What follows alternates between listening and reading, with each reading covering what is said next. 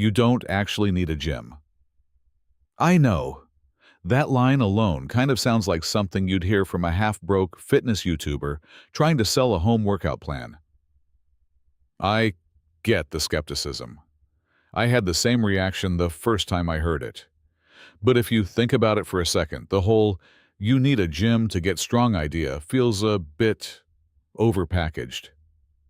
At some point, most of us bought into this picture. Strength equals membership card, rows of machines, and waiting for some guy, yeah, always a guy, camped on the bench press like he lives there. And without all that, you're stuck being average. That's probably where things go off track, because your body doesn't really know what a machine is. It doesn't care if the resistance comes from a barbell, a cable stack, or just your own weight. If anything, it seems to respond to one thing above all: how much tension you can create and control. And you can do a surprising amount of that without any equipment. That's basically where calisthenics fits in. Not the flashy stuff you see on social media. People holding planches on a beach at sunset, looking like gravity stopped applying to them. That's more like the final level.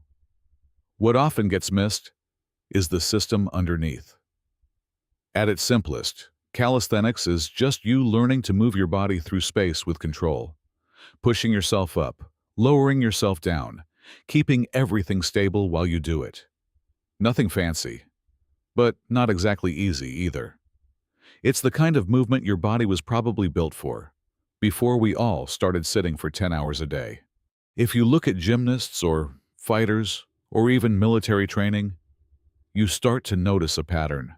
They're not relying heavily on machines. It's a lot of bodyweight work, a lot of control. That probably isn't random. And here's something that might be a bit uncomfortable. This style of training quietly removes most of the usual excuses. No time to get to the gym, you're already home. Gym too crowded? Doesn't matter. Traveling? Your equipment came with you. So the barrier shifts. It's less about access, more about whether you're actually willing to do the work. Which, honestly, is where a lot of people hesitate. And maybe that's also why calisthenics gets underestimated. It can look simple from the outside. Some people assume it's easier than lifting weights, or that it's basically just cardio. It might seem that way at first glance, but what's going on under the surface is a bit different. And that's usually where people misjudge it. When you lift weights, you're usually dealing with something outside your body. A barbell, a pair of dumbbells, maybe a machine that kind of guides the movement for you. Sometimes a little too much, honestly. You sit down, follow the track, push where it tells you to push. And yeah, that can build strength. No argument there. But it's pretty specific. You get better at that exact movement, in that exact setup. Change the angle or the position slightly, and suddenly it doesn't feel as smooth anymore. Now compare that to something like a dip. At first glance, it looks simple. Just push yourself up, right? But once you try it, you realize there's more going on. Your shoulders have to stabilize. Your core has to stay tight so you don't start swinging, and your joints are constantly making small adjustments. It's not just strength in the usual sense. It's coordination, timing, maybe even a bit of balance you didn't know you were missing. Everything has to work together instead of taking turns. That's what people are getting at when they say functional strength. I used to think that term was a bit overused, but when you actually feel it, it does make more sense. Strength stops being something you only notice in the gym. It starts showing up in small things: carrying groceries without shifting your weight around, climbing stairs without feeling off balance, even just standing more upright without thinking about it. And then there's your core. In a typical gym setup, you can often lean back, brace against a pad, and let the machine handle part of the stabilization. It's convenient, but it also means your core gets to relax more than it probably should. With calisthenics, that option kind of disappears. Even a regular push-up forces you to stay tight through your midsection. If you don't, your hips sag, Your form falls apart. It's obvious immediately. And when you move into things like L-sits or hanging leg raises, your abs aren't just there for appearance anymore. They're working constantly just to hold everything in place. That might be why people who train this way tend to move a bit differently. Not just stronger, but smoother, less stiff, maybe a bit more aware of how their body is positioned. It's not only about building muscle, it's also about learning how to use it. Another thing that surprised me, at least at first, is how mobility improves alongside strength. You'd think those two might compete with each other, but in this case, they seem to develop together. Deep squats can gradually open up your hips. Lunges challenge your balance more than expected. Bridges, if you stick with them, start to bring back movement in your spine and shoulders that you probably lost from sitting too much. You're not locked into fixed paths. You're moving more freely, which seems to help your joints feel better over time.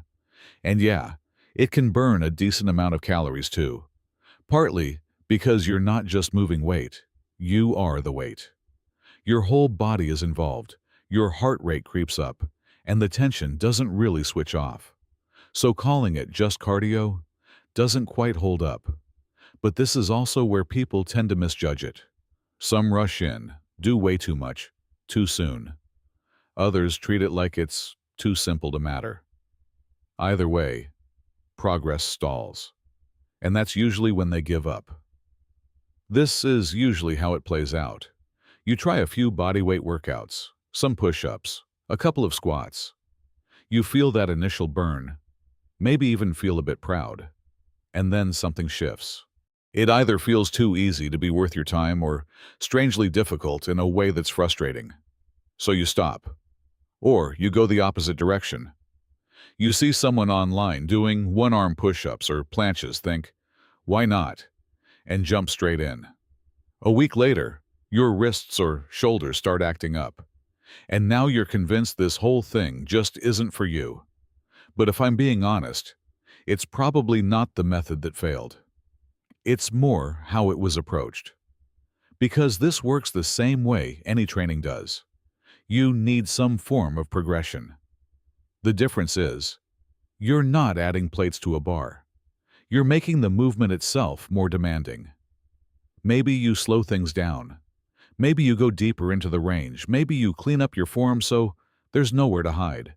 An incline push-up might not look impressive, but lower that angle over time and it quietly turns into a full push-up. Elevate your feet, and suddenly it's much harder. From there, one-arm variations aren't as unrealistic as they first seemed. Same movement, just less forgiving. That's still progressive overload, just without the obvious visual cue of heavier weights. And this is the part people tend to rush. Your muscles might feel ready pretty quickly, but your joints, tendons, all those smaller stabilizing muscles, they're slower to catch up. You don't really notice them until something starts to hurt. If you give them time, though, something interesting happens. The strength you build tends to stick around longer.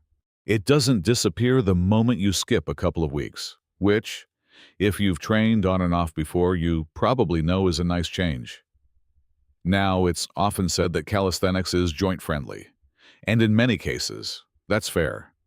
You're not loading your body with heavy external weight, especially not with bad form. Still, it's not some kind of injury shield. If your technique is loose or you're chasing progress too aggressively, things can go wrong here too, just in slightly different ways. What does seem different is how quickly you become aware of your body. You can feel when something's off, even if it's subtle. Over time, you start adjusting without needing to think about it too much. That awareness might be part of why people stick with it. It fits more easily into real life. You don't need to plan your day around a gym visit or hope a machine is free. You can train in your room, in a small park, even in that awkward bit of space between your bed and your desk. No setup, no waiting, which, depending on how you look at it, is either freeing or removes your last excuse. So if you've been waiting for the right conditions to start, they might not be coming. What actually seems to matter is showing up, being patient, and not brushing off what your own body can do. Because in the end, this isn't just about working out.